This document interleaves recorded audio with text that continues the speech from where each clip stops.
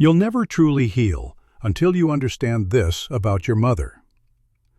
These words might sting, but Carl Jung believed that healing doesn't come from comfort, it comes from courage, from facing the truth, even when it hurts. And one of the hardest truths to face is the one tied to our relationship with our mothers. Carl Jung didn't see mothers the way most psychologists did. To him, the mother wasn't just a person, she was an archetype, a powerful, unconscious force that shaped who we became long before we even had words. To truly heal, we have to understand that she was once a child too. She carried her own wounds, her own mother complex, and whether she meant to or not, she passed some of those patterns on to you.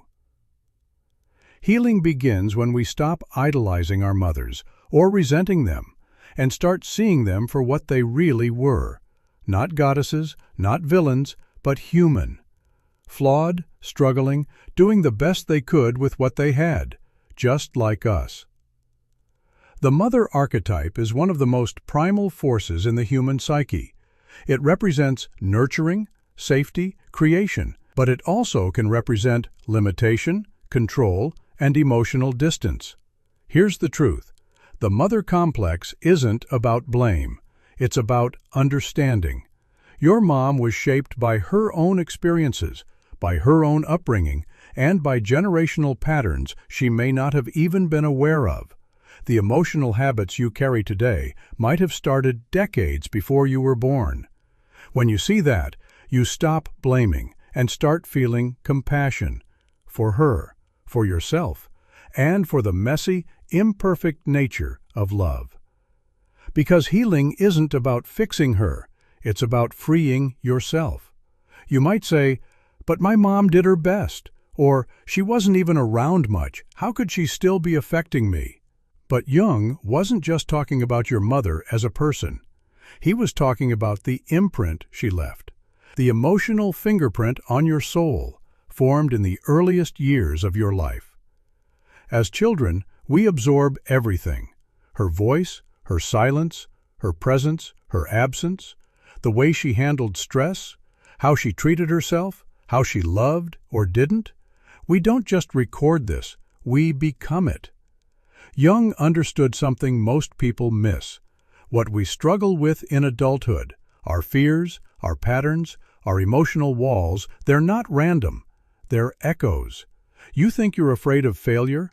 Maybe what you're really afraid of is letting down that voice inside, the one that once told you, "Be quiet, be perfect, be good." You think you can't trust people? Maybe it's because the first person you were meant to trust didn't feel emotionally safe. You think your sadness is just about a breakup? Maybe it's the same ache you felt when she pulled away from you as a child, and no one ever helped you put that pain into words. Because at the beginning of your life, she was the whole world. And if that world was unpredictable, cold, overwhelming, or even too perfect to live up to, you created beliefs around that. Beliefs you may still be living by, even today. That's the invisible wound, and no, it's not your fault. But if you want to break free, it is your responsibility. Because no matter how far you run, or how much you try to fix yourself, you will never fully heal until you turn inward and face the mother who still lives in your story. If this message is resonating with you, take a moment to like this video. It helps others find these ideas. And if you're on your own healing journey, subscribe so you don't miss what's coming next. Now, back to the video. Carl Jung described the mother complex as an unconscious emotional pattern formed by your first relationship in life, the one with the person who nurtured you, or didn't. It's not just about whether she was good or bad, it's about how your nervous system experienced her. Did she feel emotionally safe? Was your love with her unconditional, or did it depend on you acting a certain way? These early impressions created a blueprint, one you might still be following without realizing it. Maybe you're drawn to emotionally unavailable partners because that's what love felt like at the start. Maybe you're always playing the caretaker, trying to earn love the same way you did as a child. Maybe you feel guilty for setting boundaries, because back then, love meant putting yourself last. These aren't just behaviors. They're emotional scripts written in a language you never consciously chose.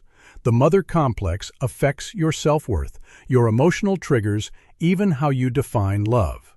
And until you recognize that, you're not just reacting to today, you're still reacting to her.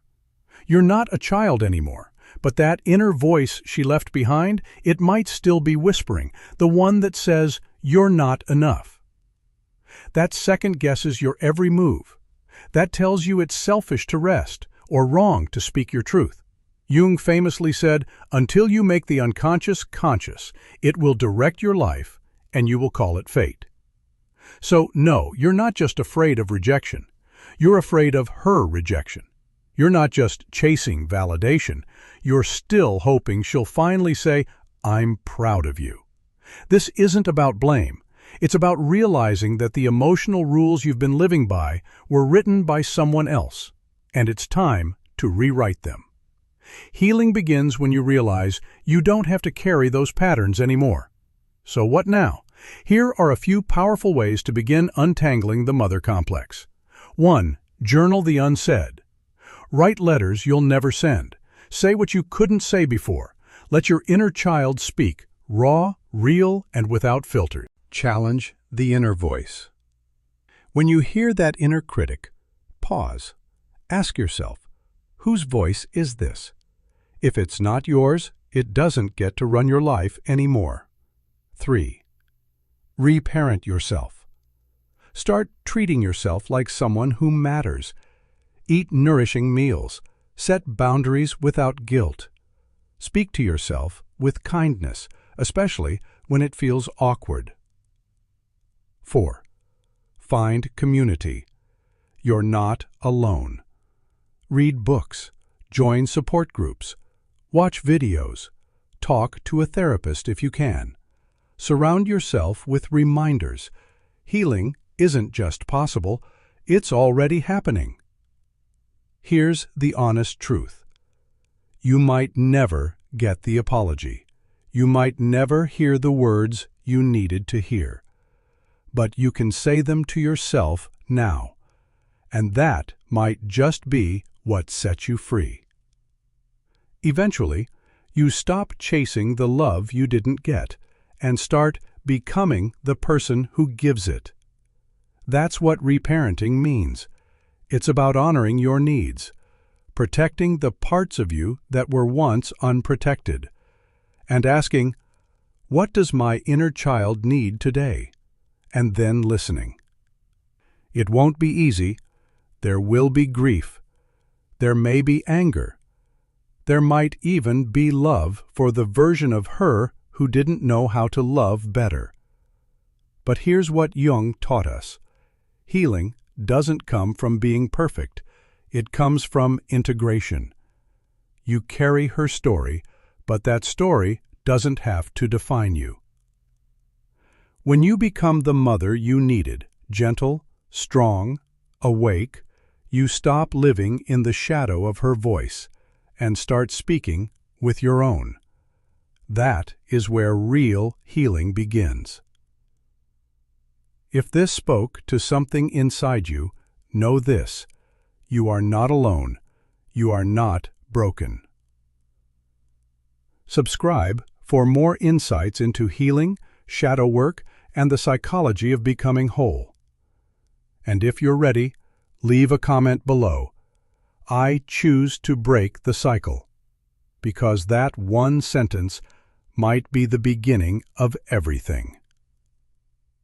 Subscribe Stoic Trench for more updates.